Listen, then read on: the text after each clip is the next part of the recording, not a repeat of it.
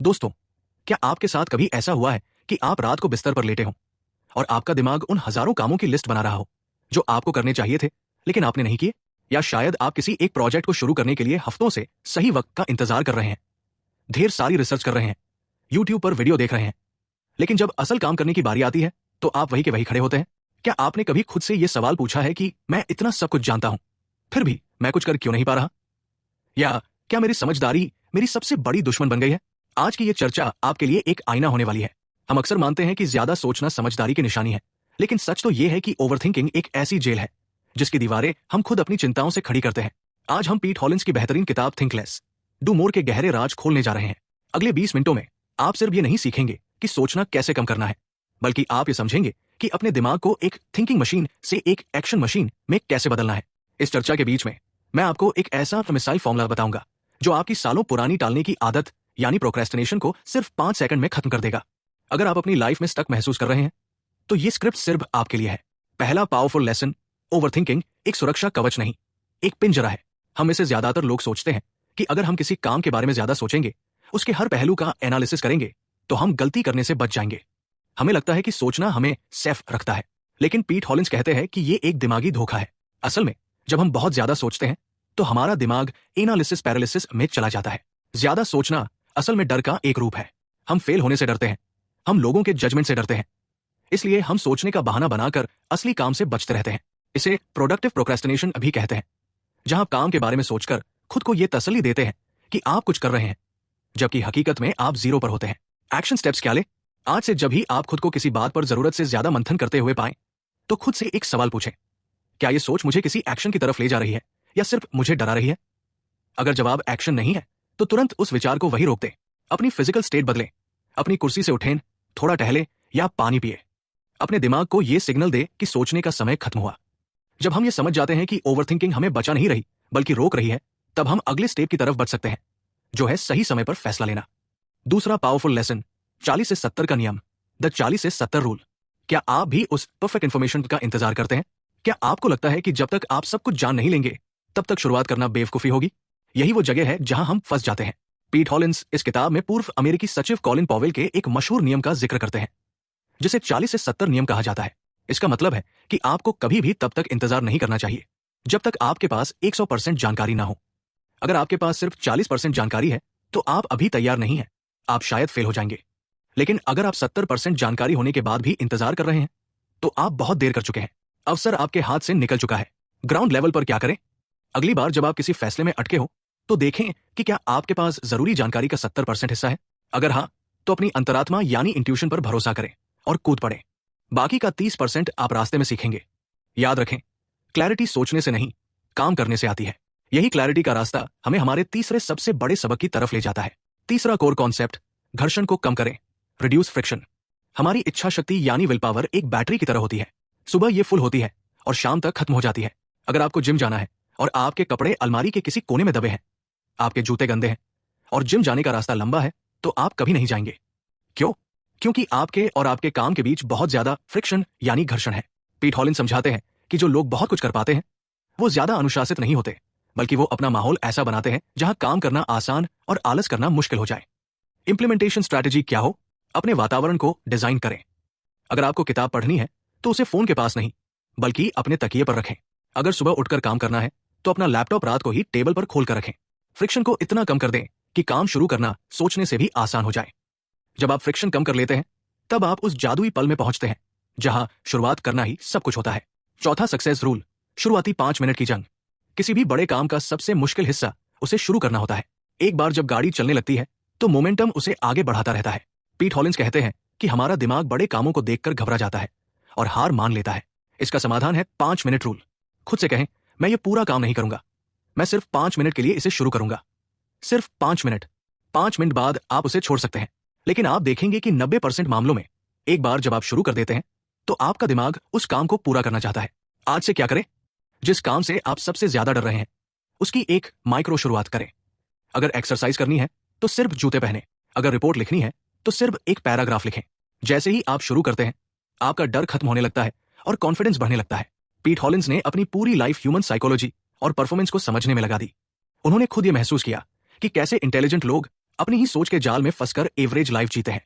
उनकी ये किताब एक चीख चीख कर कहती हुई सलाह है कि दुनिया सिर्फ उन्हें इनाम देती है जो करते हैं, उन्हें नहीं जो सिर्फ सोचते हैं। वेलकम टू टॉप समरी, जहां आप सफल लोगों के अनुभवों से सीखते हैं, अपनी लाइफ को ट्रांसफॉर्म करते हैं और अपनी ग्रोथ को अपनी आंखों से देखते हैं। अगर आप यहां नए हैं तो हम आपके लिए ऐसी ही प्रेरणादायक बुक समरीज और प्रैक्टिकल लेसन्स लेकर आते हैं ताकि आप तेजी से आगे बढ़ सकें और एक बेहतर जिंदगी जी सकें। 5वां सॉलिड लेसन, पूर्णतावाद या परफेक्शनिज्म का जाल, द परफेक्शनिज्म ट्रैप। परफेक्शनिज्म सुनने में एक अच्छी क्वालिटी लगती है, लेकिन असल में यह प्रोक्रेस्टिनेशन का सबसे पॉलिश किया हुआ रूप है।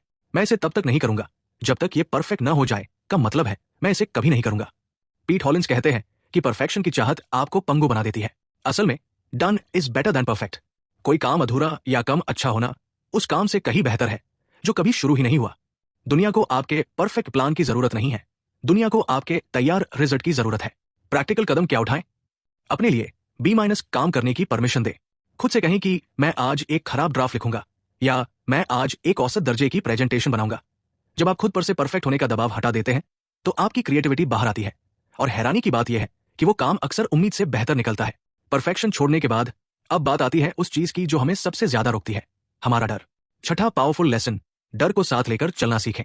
हम अक्सर सोचते हैं कि एक दिन ऐसा आएगा जब हमारे अंदर का डर खत्म हो जाएगा और तब हम साहसी कदम उठाएंगे।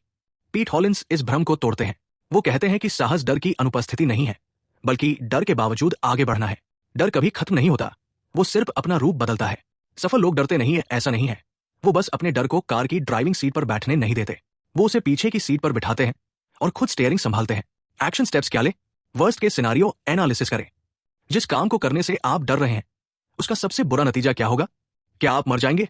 क्या आप बर्बाद हो जाएंगे? ज्यादातर समय जवाब नहीं होता है। जब आप सबसे बुरे को स्वीकार कर लेते हैं तो डर की शक्ति खत्म हो जाती है। 7वां बेसिक प्रिंसिपल, अपनी ऊर्जा को मैनेज करें, समय को नहीं। हम हमेशा टाइम मैनेजमेंट की बातें करते हैं, लेकिन पीट हॉलिंस कहते हैं कि असली खेल एनर्जी मैनेजमेंट का है। आप दिन में 14 घंटे काम कर सकते हैं, लेकिन अगर आपकी मानसिक ऊर्जा खत्म हो चुकी है तो आप सिर्फ स्क्रीन को घूरेंगे, कुछ करेंगे नहीं। अपने सबसे मुश्किल और दिमाग थकाने वाले काम उस समय करें जब आपकी ऊर्जा सबसे ज्यादा होती है।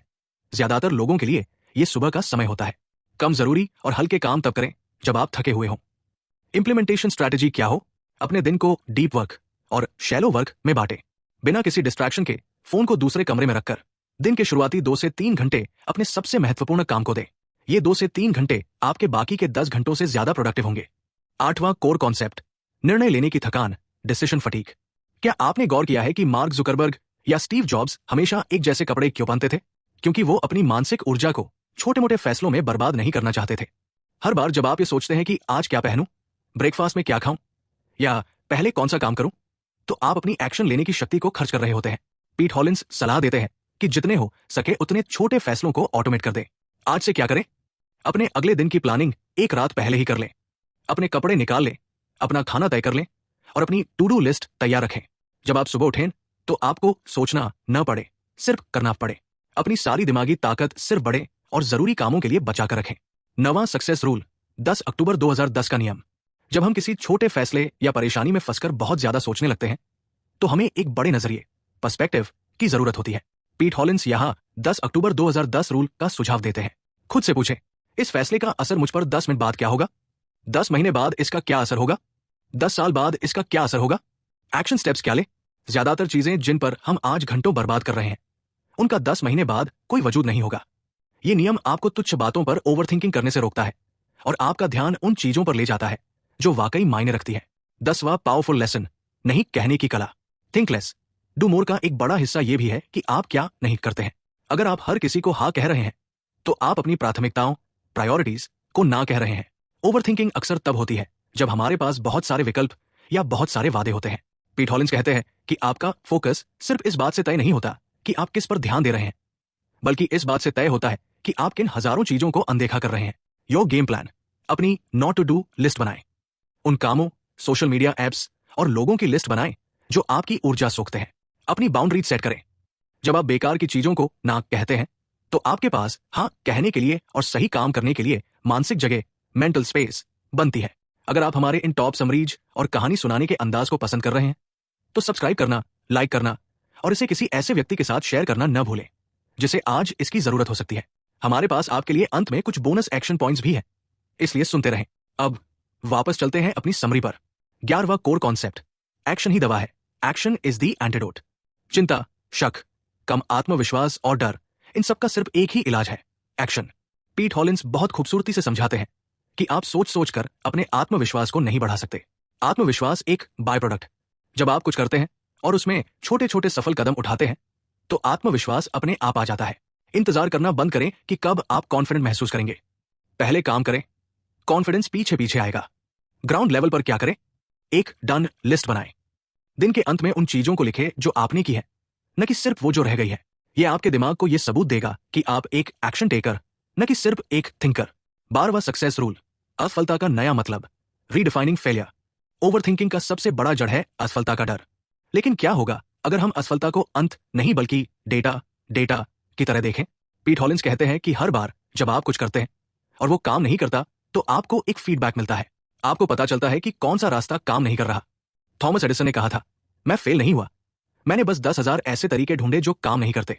प्रैक्टिकल कदम क्या उठाएं? अपनी हार को व्यक्तिगत, पर्सनल न ले। अगर कोई प्रोजेक्ट फेल होता है तो इसका मतलब यह नहीं कि आप फेलियर है। इसका मतलब है कि वो प्रोसेस गलत थी। प्रोसेस बदलिए, खुद को नहीं। प्रयोग, एक्सपेरिमेंट करना शुरू करें। जब आप जीवन को एक लैब की तरह देखते हैं तो आप ज्यादा करते हैं और कम डरते हैं। तो दोस्तों, आज हमने पीट हॉलिंस की थिंक लेस डू मोर से जो सीखा उसका निचोड़ बहुत सीधा है। आपका दिमाग एक बहुत अच्छा नौकर है लेकिन बहुत बुरा मालिक। अगर आप इसे खुला छोड़ देंगे तो ये आपको चिंताओं के अंतहीन चक्र में फंसा देगा। हमने सीखा कि कैसे 40 से 70 नियम से फैसले लेने हैं, कैसे फिक्शन कम करके अपने माहौल को जीत के लिए तैयार करना है, और कैसे 5 मिनट नियम से किसी भी बड़े काम की शुरुआत करनी है। हमने समझा कि परफेक्शनिज्म एक बीमारी है और एक्शन ही हर डर की दवा है। याद रखें, दुनिया में विचारों की कमी नहीं है। हर किसी के पास एक महान आइडिया है, लेकिन जीतता वो है जो उस आइडिया पर काम करता है। मोटिवेशन सिर्फ आपको शुरू करा सकता है, लेकिन अनुशासन और छोटे छोटे कंसिस्टेंट एक्शंस ही आपको मंजिल तक पहुंचाएंगे। बड़े बदलाव रातों रात नहीं आते, वो उन छोटे छोटे फैसलों से आते हैं जो आप अभी इसी वक्त लेंगे। सोचना कम करें और उस एक काम को अभी शुरू करें जिसे आप कल पर टाल रहे थे। यहां कुछ लाइफ रूल्स हैं जिन्हें आप याद रख सकते हैं। अगर इसमें 2 मिनट से कम लगते हैं तो इसे अभी करें। गलत फैसला लेना कोई फैसला न लेने से बेहतर है। आपकी क्लैरिटी आपके एक्शन के पीछे छिपी है। कल कभी नहीं आता, सिर्फ आज ही सच है। आज के लिए बस इतना ही। हम आपके लिए ऐसी ही टॉप बुक समरीज लाते रहेंगे जो बदलाव और आत्मचिंतन, रिफ्लेक्शन को प्रेरित करती है। अगली बार तक सीखते रहें, बढ़ते रहें और खुद को बदलते रहें। अपने विचारों को बदलें, अपनी जिंदगी बदलें।